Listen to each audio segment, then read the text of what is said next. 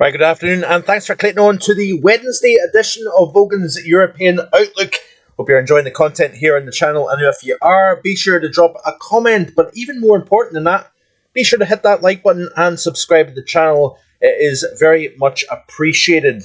So, I want to just spend a little bit of time. This is a pre-recorded video. It is during the overnight Tuesday into Wednesday, so I don't actually have the official numbers with regards to minimum temperatures to start Wednesday off, but I do know that we're very close to double digits in a few places, if not exceeding that. And on the drive south from Inverness to Glasgow, very, very clear skies indeed. Thick frost, temperatures around -8, -9 Celsius on the dashboard. So right down there with some of the coldest values of this season so far. We've seen some fairly cold nights back in November, and underneath this rather strong area of high pressure across the north, we're seeing this pocket of cold air locked underneath. So in the sunshine, we're seeing temperatures +2, +3 Celsius. In fog, we're seeing temperatures below freezing throughout the course of the day. And then at night time, underneath the fog, temperatures are limited at around -4, -5 Celsius in the clear skies. And with the light winds, we're seeing the temperatures really dropping very, very significantly indeed. Obviously, by December standards, it's no great shakes, but even in a relatively mild pattern, which I'm going to discuss in a little bit more detail in just a second, you can still get cold at this time of the year with a very low angle sun, low power out of that sun, and with a stagnant area of high pressure, you can get pretty cold at this time of the year. But England and Wales, many people are probably saying, what's all the fuss about? Where is the cold? So back last week, Mullins was showing quite a significant cold spell initially. Then it kind of slowly started to back off. And I always kind of was a little bit hesitant in jumping on board with the models based on the fact that the MJO was rotating firmly through phases 3, 4, into 5. Now, obviously, phases 3 quite often correlates to a stormy pattern. That has been the case. We've seen Storm Dara back through the course of the weekend. And I did say back, late November, watch out, end of week 1 into week 2, that we may see a strong strengthening the jet stream, Arctic air into eastern North America, and that could fire up a really powerful jet across the Atlantic. That was the case. Then we also seen this development of Storm Dara. We're in a much more blocked situation at the moment. 1040 plus millibar high centered over Scotland, but the evidence to support the fact that this isn't really a cold pattern is very much evident in this temperature anomaly chart here for the last 2 days of the CDAS data. So underneath the clear, calm conditions, foggy conditions, we've seen cold days and cold nights as a result of that. Underneath the high, so to the south of the high, we're in east and northeasterly winds. It's quite a small area of high pressure, actually. It's really only encompassing Scotland. So winds around this high, whether it be to the north, west, east, or south, you're actually seeing the air mixing, and the temperatures are not particularly cold. We've seen 7, 8 Celsius this afternoon, or yesterday afternoon, should I say, in Stornoway, while we've seen sub-freezing temperatures underneath that lid of high pressure. But the wind circling around the high, generating a temperature profile of 6 to 8 Celsius.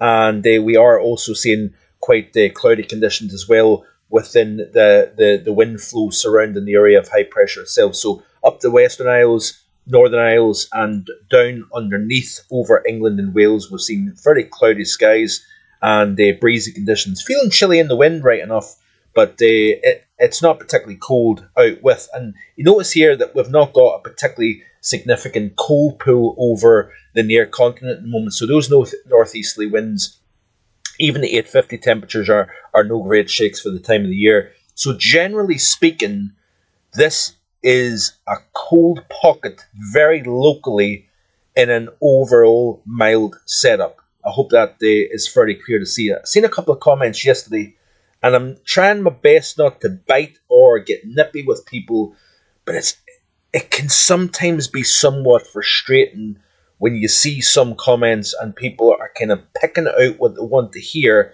So I put this tweet out late last night saying, let me be very clear. My forecast for the month of December was for average to above average temperatures for the month based on the MJO rotation through the warm phases and a strengthening of the polar vortex. And we know that the polar vortex is becoming stronger. And with that MJO rotation through the warm phases, this is not a cold overall backdrop. So you look at the bigger picture, and obviously there's a lot of complexity to it. There's a lot of uncertainty as we go towards the latter half of this month as well, by the way. It has to be said, there's nothing clear-cut, there's nothing written in stone. But it says that, let's be clear, after a stormy end of week 1, a colder week 2, then milder week 3, week 2 into week 3. This is a largely mild pattern, but can still get cold beneath high pressure. So I then also go on to say that in that same December forecast, the potential for colder beyond the 20th. So I said that this would be a largely mild pattern pretty much through up until the 20th of the month, but very much depends on the large-scale forcing. Always amazes me about how people are very selective in what they see and what they hear. Also, a milder overall winter isn't a mild necessarily winter. So I know that might sound as if I've just repeated the same sentence, but an overall milder winter, so that is the period from the 1st of December to the 20th of February, you might have a warmer than average overall 3-month period. But we know that doesn't necessarily suggest that this is going to be a warm winter with no cold. So I just want to kind of emphasize this point. I've said that it's going to be a milder winter overall, but with cold spells, and I expect that to be the case. My only concern is that with a little bit of cooling within the Central Pacific may then hold where the waters are warmest across the Indian Ocean and across the far West Pacific and around the Indonesia region. So that's between Australia and Southeast Asia. If the MJO gets stuck either in phases 3, 4, or 5, that could then even lean the mild in a stronger way. But I still think that we're going to get fluctuations back and forth here. So I just want to kind of re-emphasize a couple of little points here with regards to a couple of comments that I've seen that I think there's a bit of there's some comments that I think are they're taking things out of context. I think that's the best way I'm trying to put it. So the month of December so far, according to the CDAS data, looks like this here. So we've obviously got a generally mild Europe. And this is basically what I thought would happen. I've seen the rotation through phases 1, 2, then into 4 and 5, becoming quite amplified in those phases. That tends to be a fairly mild setup overall. And another thing that sometimes can reinforce the Western European pattern is if we start to see Arctic air dropping into Eastern North America, that then can fire up the jet, and then it becomes quite a stormy the pattern overall as well. So that's another thing that has to get taken into consideration. But I want to show you here the latest off the GFS model in terms of the 850 temperatures. And we'll go back to the here and now. We'll play through the loop. Notice here, there's the area of high pressure that's bang slap over northern UK. Notice these 850 temperatures are generally reflecting, what would that be? Generally from 0 to 5 Celsius. So I noticed last night in my driving north or south, when you climb an elevation, the temperature warms up. And then once you start to descend into the dips, into the glens, into the valleys, then the colder, it's textbook colder drainage. So essentially, you've got milder conditions in higher elevations, and you've got colder conditions. Colder is dense compared to warmer, so it's heavier, it sinks to the bottom.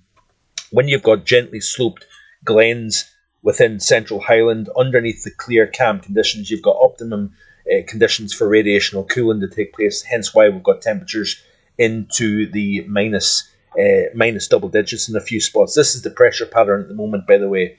And you've got that area of high pressure across the north, winds blowing around this high. So where you've got the winds blowing, you've got cloud and you've got a mixed air. So therefore the temperatures aren't particularly cold. Underneath the centre, where it's clearest and it's winds are lightest, you've got that cool pocket trapped at the surface. And temperatures aren't actually as cold the further up in elevation you go. You've got this kind of inversion that takes place. But winds blowing in off the North Sea, pulling in moisture, and therefore we're seeing temperatures reasonably mild. Looking at the current temperatures now, this, like I say, is a pre-recorded video, so this is slightly out of date. But you can see here that we've got the chilly air, but that's a modest, early December brand of cold for sure. You notice here, northern UK is cold, further south with that northeasterly flow, and the air mass not being particularly cold, we've got fairly mild temperatures for what's approaching the middle portions of December. Looking at the UK specifically, you can see here that we've got a cold night, especially where the winds are lightest and the skies are clearest. We've got less cold across the far north and up the west coast, where we've got the winds blowing at the moment, mixing the air.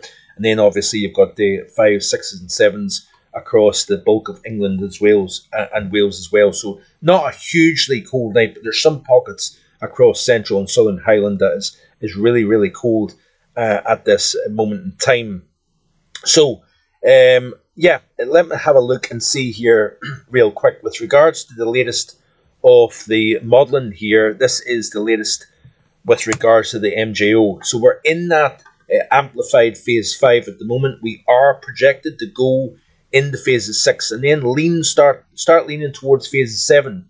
So again, like I say, a lot of uncertainty. We aren't as amplified as it goes into phases 6 and 7. According to the ECMWF anyway, that has to get taken into consideration. The more amplified the MJO is, potentially the more influential it is on the atmosphere within the mid to high latitude pattern. So we're quite amplified at the moment. What do I mean by amplified? When you're away from this inner circle, that's the null phase, as they say.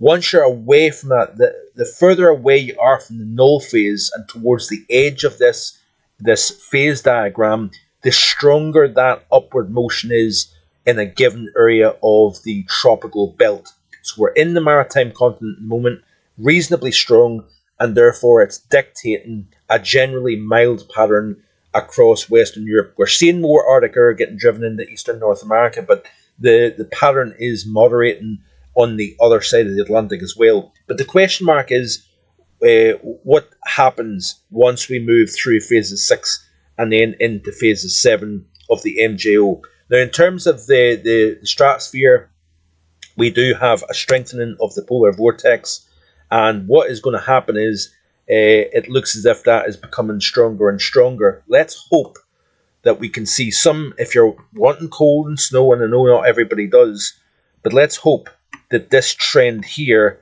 isn't a harbinger of things to come, because it's indicating that we are record strong. It strengthens further over the next 7 days.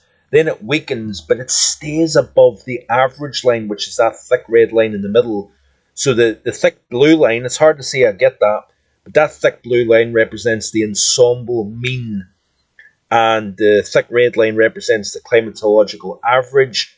The thin red line at the top is record strong, and the thin red line, at the bottom is record weak. And it looks as if it's holding close to average right the way through the rest of December and into January. But this is one aspect. What goes on with the MJO then affects the Arctic Oscillation, North Atlantic Oscillation, and then that could change all of a sudden. We could see it strengthening further, we could see it weakening further. There's a lot of uncertainty with regards to what is going on further down the road. Let's have a very quick look, by the way, at the latest SSTs in terms of the temperature anomaly globally here, because I want to see if there's been much in the way of cooling towards the dateline. Now, this chart is indicating that we are seeing the waters along the dateline and slightly to the west cooling. Now, what does that mean? Why is that important? Now, the MJO tends to feed off warmer than average sea surface temperatures. And you notice here we're starting to see a little bit of cooling taking place over the west portion of the Indian Ocean, but we're seeing this extension of the easterlies because the MJO is stuck over the maritime continent, where you've got nice warmer than average water temperatures here between Australia and Southeast Asia. That tends to act like a magnet for the MJO to become stuck in this particular region of the tropics. Now, once you start to see the MJO stuck in this region, it triggers a stronger easterly surface wind over the central portion of the Pacific, forcing cooling to take place over the dateline. And as you start to cool those waters more over the central Pacific, the reason why I'm emphasizing the central Pacific is the MJO is not as attracted to this part of the Pacific when the water temperatures are below average here. And we're starting to see that. So my concern would be, as we move towards the heart of winter, where's the warmest waters? Maritime continent. Therefore, we hope that these waters don't become a magnet for the MJO to become stuck in. If it's a phase 4 and phase 5, then it could be quite a mild winter. In fact, a milder winter than I'm even expecting here. But it's interesting to see how this is progressing in terms of these SSTs. That then dictates things such as the MJO, and then therefore dictates, leans more towards a positive Arctic oscillation, North Atlantic oscillation, and therefore it may also then lead to a stronger polar vortex as well.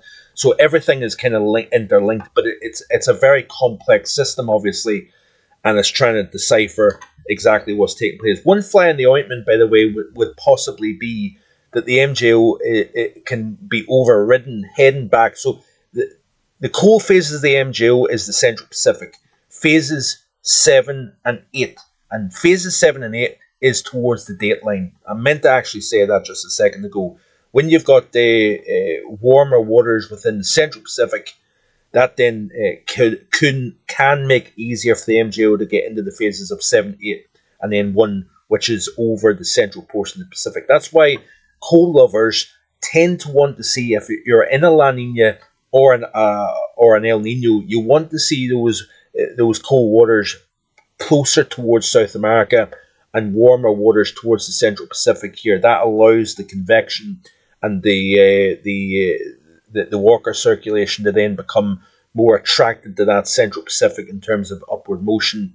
So very technical, very complex, I get that, but I'm trying to emphasize a few points here, and I want to try and kind of iron out a couple of points as well. I know for some folks I'm not going to probably get there in terms of convincing anybody what I'm trying to actually get at and show, but I hope what I'm explaining is making sense. So let's have a look and see what the GFS is showing in terms of the 850s. I've kind of digressed, as I always do, but you can see here as we play through this loop, we've got some colder air coming in as the high then starts to shift back towards the central North Atlantic. Then we've got winds coming in from a northwesterly direction over the top of the high. We do get flirts with cold air. That is going to happen. And then you notice here that we're back in something slightly milder. Then as we play through, we're flirting with something colder. Then the high slides into the near continent. Here we've got southerly winds ahead of an area of low pressure that's moving in from the Atlantic. And obviously with high pressure to the east, low pressure to the west, you've got southerly or southwesterly winds. Then that brings in milder conditions once again. Play through, that area of low pressure then moves out of the way. We've got cold air in the backside. But generally speaking, you notice it's a very mobile, westerly driven pattern. That's your phase 4 and 5 MJO written all over it. So I've given you the reasons why this is an overall mild pattern, and I want to emphasize this point. I want to emphasize it and make it clear. Do not focus too much on these model runs towards Christmas and New Year, because they're going to chop and change constantly. And a good reason in terms of not buying completely into this, some of these cold runs that were suggested last week for this week, is the fact that the stratosphere and the MJO was not suggesting that made sense. And it backed off. We're still in a mild situation with the exceptions of underneath this area of high pressure.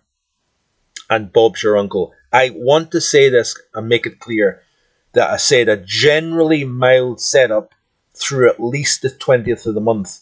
And if the MJO gets stuck in those warm phases, we're likely seeing a mild setup all the way to the new year. But it doesn't necessarily mean that we're writing off winter completely. There's a lot more variables. There's a lot more winter to come. So just hang fire. Don't get overexcited or overly upset based on what you're seeing in terms of these model runs. Let's very quickly look at the ECMWF real quick. These are the 850s again. And again, you can see the mobility within the pattern. Generally, we've got these swipes of Arctic air getting driven south behind areas of low pressure. Look at that there. Oh, that's looking nice. Tuesday the 24th. This is Christmas Eve. Let's say get our snow shovels out. Let's say put the winter tires on. Yeah, probably tomorrow this will be out of the way. But I've made mention the run up to Christmas and New Year. Let's watch and see what happens with the MJO and the stratospheric polar vortex as well. So, hope you've enjoyed today's video. Hope it's made sense and made possibly clearer than perhaps yesterday's video was. So, yeah, stay tuned, like and subscribe. See you tomorrow with more. Bye for now.